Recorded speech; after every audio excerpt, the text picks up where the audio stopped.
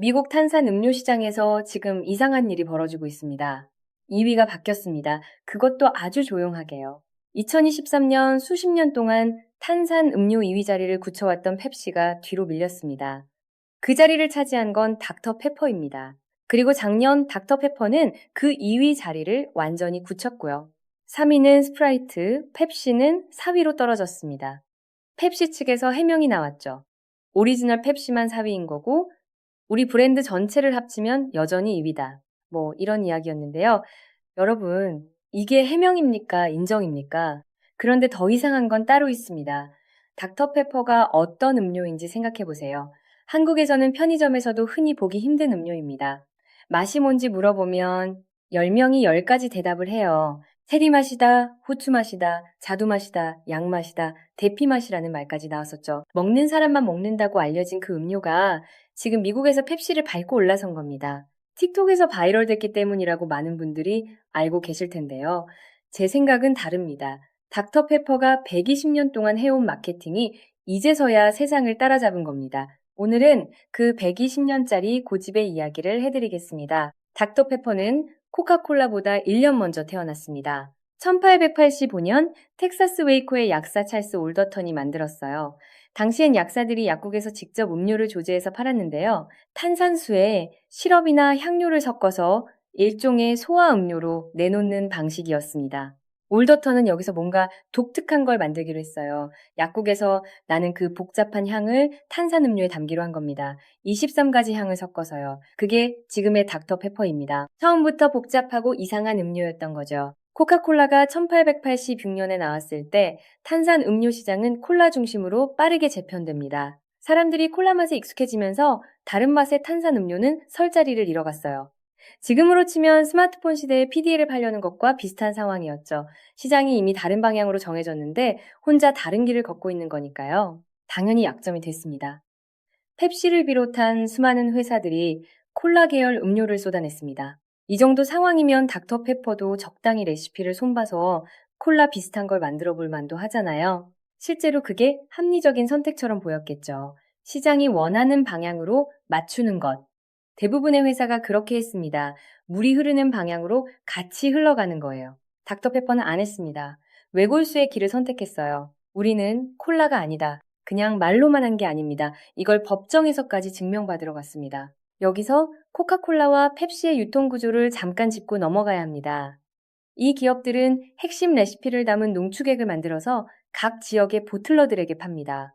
보틀러는 그걸 사서 물과 탄산을 섞어 병에 담고 매장으로 배송하는 역할을 하죠. 우리나라로 치면 코카콜라를 유통하는 LG 생활건강, 펩시를 유통하는 롯데칠성 같은 회사들이 여기에 해당합니다. 그런데 20세기 중반까지만 해도 이 보틀러들은 코카콜라나 펩시 소속이 아닌 독립적인 회사들이었습니다. 그래서 코카콜라와 펩시는 자기 보틀러 계약에 이런 조항을 넣어뒀어요. 경쟁 콜라를 취급하지 말 것, 특정 지역의 독점 유통권을 줬으니 대신 우리 것만 팔아라는 거죠. 닥터페퍼는 규모가 너무 작아서 자체 보틀러 계약을 따내기가 불가능했습니다. 독립 보틀러들과 단독으로 계약하기엔 브랜드 파워도 자금도 없었거든요. 그래서 코카콜라 펩시 보틀러들한테 직접 찾아가서 사정을 했죠. 우리 음료도 좀 같이 팔아달라고요. 보틀러들은 거절했습니다. 경쟁 콜라 취급 금지 조항이 있으니까요. 그때 닥터페퍼가 이렇게 말합니다. 우린 콜라가 아닌데요. 보틀러들 입장에서는 어이가 없는 논리죠. 갈색 탄산음료에 카페인 들어있고 같은 진열대에서 경쟁하는데 콜라가 아니라고요? 당연히 보틀러들은 또 거절했습니다. 그래서 닥터페퍼는 직접 법원에 갔습니다. 1963년 자기 스스로 소송을 제기했어요. 우리 음료가 콜라가 아님을 법적으로 인정해달라고요. 그리고 이겼습니다. 법원 판결은 이랬습니다. 닥터페퍼는 콜라나무 열매가 들어가지 않으므로 콜라가 아니다. 이 한 판결로 닥터페퍼는 자체 유통 인프라 없이 코카콜라와 펩시가 전국에 깔아둔 보틀링 네트워크를 그대로 이용할 수 있게 됐습니다. 두 거대 기업이 수십 년 동안 구축한 유통망에 닥터페퍼가 사실상 무임승차한 거예요. 상대방의 무기를 내가 쓴 거죠. 아니, 이걸 전략이라고 불러야 합니까? 이 정도면 무협지입니다. 닥터페퍼의 다름은 단순한 마케팅 구호가 아니었습니다. 법정에서 증명받은 생존의 논리였던 거죠. 그리고 이 논리가 이후 모든 마케팅의 기반이 됩니다. 우린 콜라가 아니다라는 말이 이제는 법적 사실이 된 거니까요. 마케팅에서 하는 주장과 법원이 인정한 사실은 무게가 다릅니다. 닥터페퍼는 그 이후로 이 판결을 방패로 쓰면서 자기만의 영역을 계속 넓혀갔습니다. 그리고 이 논리가 처음으로 대중의 눈에 들어온 건 1977년입니다. Be a Pepper 강희님. 당시 닥터페퍼의 광고를 맡은 대행사가 이렇게 생각했어요. 설명하기 힘든 맛을 굳이 설명하려 하지 말자. 오히려 반대로 가자. 이 설명 안 되는 맛을 좋아하는 사람은 남들과 다른 사람이다. 광고 음악 가사에 그게 그대로 담겼습니다. 지금 봐도 쿨한 캠페인이에요. 약점을 강점으로 뒤집은 거죠. 설명 못한다는 게 문제가 아니라 설명하지 않아도 좋아하는 사람이 특별한 사람이다. 이걸 광고로 만든 겁니다. 효과는 즉각적이었습니다. 1981년 닥터페퍼는 사상 최대의 매출과 이익을 기록했고 코카콜라 펩시에 이어 탄산음료 3위에 안착했습니다. 이 캠페인이 왜 통했는지 좀 더 들여다볼 필요가 있어요. 1970년대 미국은 반문화, 개인주의, 자기 표현의 시대였습니다. 히피 문화가 지나간 자리에 펑크가 오고 락이 폭발하던 시대였죠. 남과 다르다는 게 쿨함의 척도가 되기 시작한 거예요. 비어 페퍼는 바로 그 시대 정신을 정확히 건드린 겁니다. 음료 광고가 아니라 라이프 스타일 선언이었던 거죠. 닥터 페퍼를 마신다는 게 나는 남들과 다른 사람이다라는 메시지가 된 거예요. 그리고 당시 미국 젊은이들은 그 메시지에 반응했습니다. 그리고 바로 그 순간에 망하기 시작했어요. 잘 나가니까 안 하던 짓을 시작한 겁니다. 우리도 이제 탄산 3위인데 코카콜라 펩시처럼 운영해야 하지 않겠냐는 생각이 든 거죠. 보틀링 공장을 사들이기 시작하고 대형 탄산 음료 회사들도 인수했습니다. 성공한 순간 성공의 이유를 잊은 거예요. 그 과정에서 빚이 쌓였고 마침 그 시기에 코카콜라가 다이어트 콜라로 시장을 뒤흔들면서 닥터페퍼는 대중과 점점 멀어졌습니다. 이자조차 감당 못하는 상황, 사실상 파산 직전까지 몰렸어요. 결국 팔렸습니다. 여기서 잠깐 멈춰야 해요. 이게 단순한 경영 실패 이야기가 아닙니다. 닥터페퍼가 강했던 이유는 코카콜라가 아니어서였어요. 코카콜라처럼 되려 한 순간 닥터페퍼는 자기 무기를 스스로 버린 겁니다. 성공을 보고 그 성공의 원인을 잘못 읽은 거죠. 우리가 잘 나가는 건 마케팅이 좋아서다. 이제 유통이나 규모로 밀어붙이면 된다. 이렇게 생각한 거예요. 근데 실제 이유는 달랐습니다. 우리가 잘 나가는 건 우리가 이상하기 때문이다. 이상함을 지켰기 때문이다. 그걸 놓쳤던 거죠. 1984년 사모펀드에 넘어간 걸 시작으로 필립 모리스, 세븐업과 합병, 영국 캐드버리 슈엡스, 다시 독립, 2018년엔 커피 회사 큐리그 그린 마운틴과 합병해서 KDP가 됐습니다. 40년 가까이 이리저리 팔려다닌 거예요. 브랜드 역사를 한 줄로 요약하면 이렇습니다. 팔리고 합쳐지고 또 팔리고 또 합쳐지고. 근데 그 와중에도 하나만은 안 팔았습니다. 다름이요. 떠돌이 신세가 됐어도 우린 콜라가 아니다는 포기하지 않았습니다. 그 결과로 굉장히 독특한 이미지가 형성됐어요. 너드들의 탄산음료, 주류 취향에서 살짝 비껴선 사람들의 음료, 탄산계의 아웃사이더라는 이미지가 오히려 하나의 정체성이 된 거죠. 낙인이 깃발이 된 겁니다. 이게 서브컬처 커뮤니티를 끌어들였습니다. 미국 최대 온라인 커뮤니티 레디스에서 닥터 페퍼 커뮤니티 규모가 코카콜라, 펩시 커뮤니티보다 더 크다는 게 이 이야기를 잘 보여주죠. 음료 팬덤이 아니라 정체성의 팬덤이 생긴 겁니다. 닥터페퍼를 마신다는 건 내가 그냥 탄산음료 마시는 사람이 아니라는 선언 같은 거였어요. 그런데 2010년대 들어서면서 뭔가 달라졌습니다. SNS가 일상이 되면서 사람들이 자신의 취향을 적극적으로 드러내기 시작했어요. 내가 좋아하는 것, 내가 남들과 다른 부분, 이걸 공유하는 게 개성이 된 시대가 온 거죠. 마이너한 취향이 힙한 취향이 됐습니다. 이전까지는 주류의 기준에 맞춰야 인정받는 시대였다면 이제는 내가 남다른 취향을 가졌다는 것 자체가 경쟁력이 된 거예요. 닥터페퍼가 120년 동안 해온 이야기가 바로 그거였습니다. 닥터페퍼 입장에서 이 변화가 어떤 의미였을까요? 수십 년 동안 너드 이미지, 마이너 이미지 때문에 주류 시장에서 밀려났는데 갑자기 너드 이미지가 힙해진 거예요. 게이머들이 유튜버가 되고 스트리머가 됐고 그 스트리머들이 닥터페퍼를 마셨습니다. 닥터페퍼가 게임 스트리밍 세계에서 거의 상징적인 음료가 된 건 우연이 아니에요. 닥터페퍼의 기존 팬층과 새롭게 주목받기 시작한 서브컬처 커뮤니티가 정확히 겹쳤거든요. 그리고 시장 데이터에서도 이게 보이기 시작합니다. 미국 소비자 탄산 구매 패턴 조사에 따르면 탄산 음료를 사는 사람 3명 중 1명은 반드시 2가지를 함께 삽니다. 콜라를 담으면 스프라이트를 하나 더 담는 식으로요. 이른바 믹스 구매 패턴이죠. 근데 코카콜라랑 펩시를 동시에 담는 사람은 없잖아요. 같은 카테고리에서 경쟁하는 두 개를 동시에 살 이유가 없으니까요. 그 빈자리를 닥터 페퍼가 공략한 겁니다.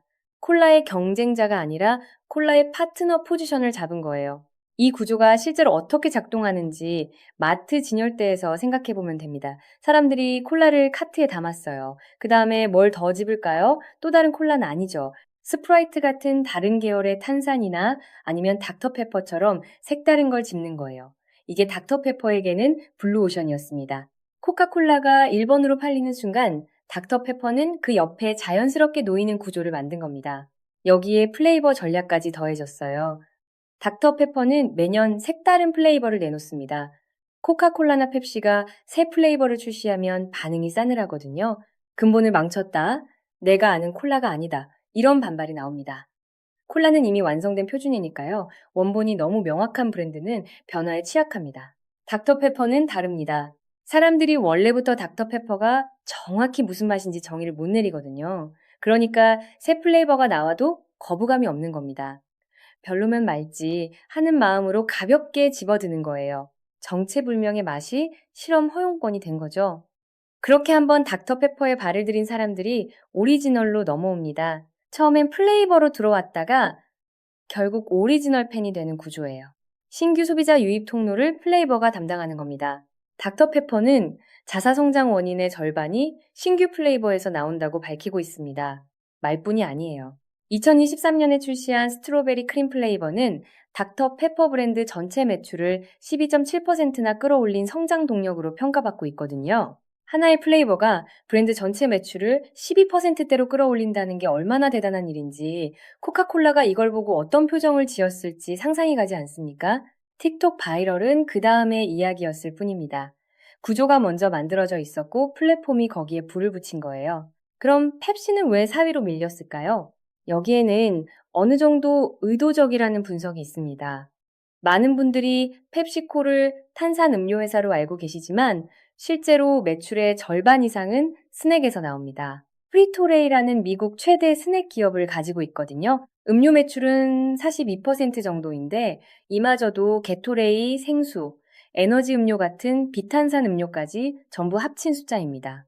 한마디로 펩시코는 탄산 음료도 파는 스낵 회사에 가깝습니다.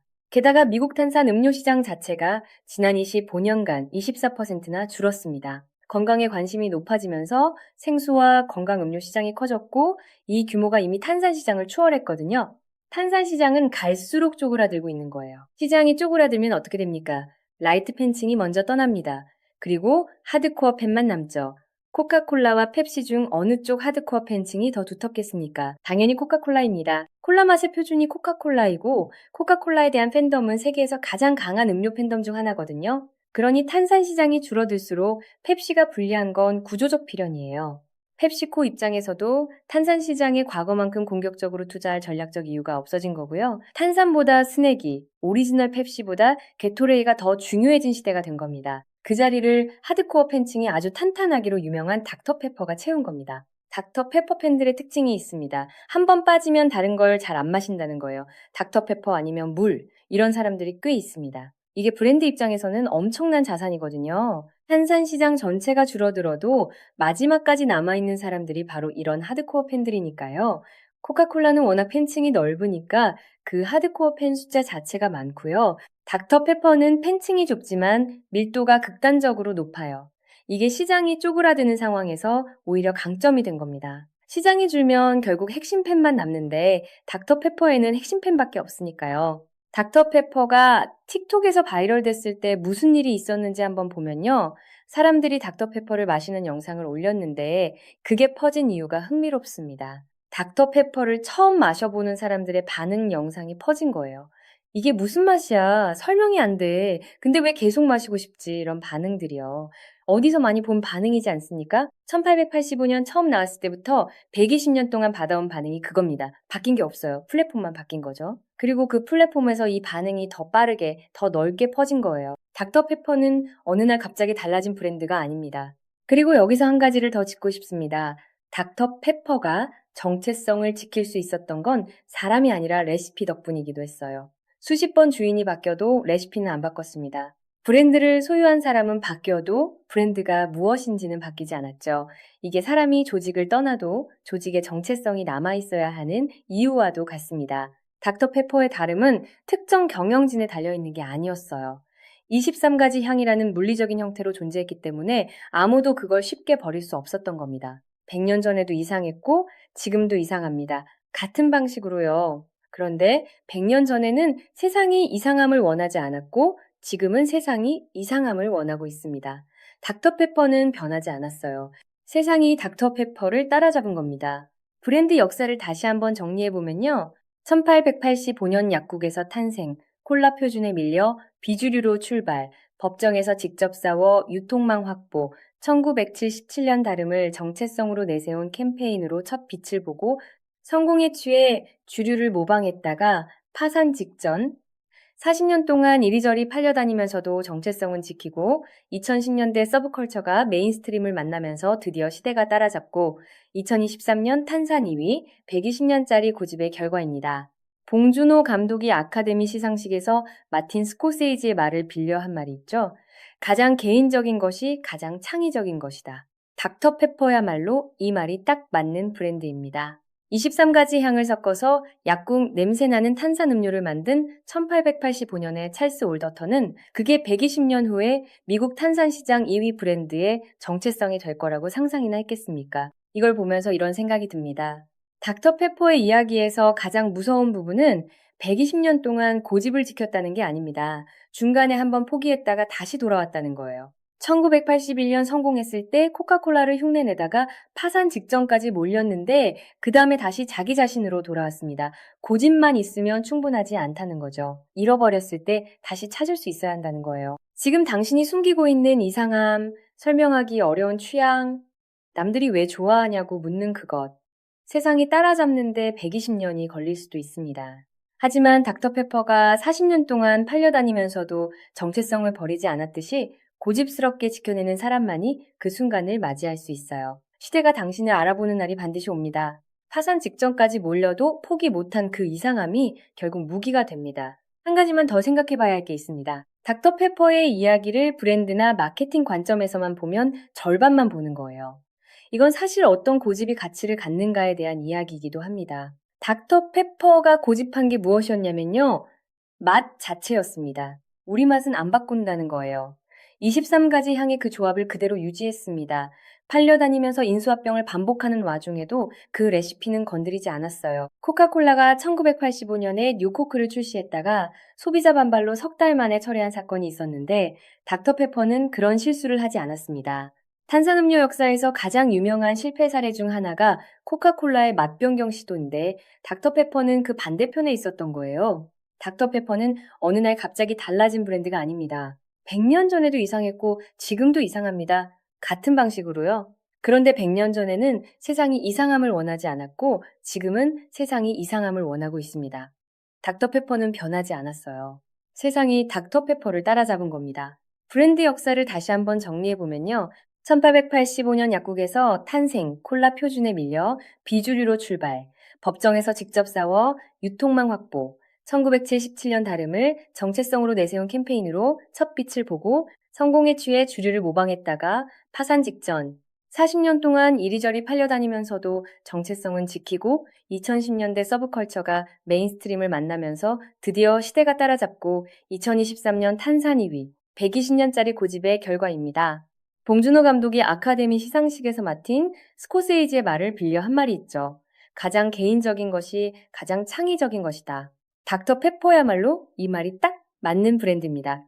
23가지 향을 섞어서 약국 냄새 나는 탄산음료를 만든 1885년의 찰스 올더턴은 그게 120년 후에 미국 탄산시장 2위 브랜드의 정체성이 될 거라고 상상이나 했겠습니까?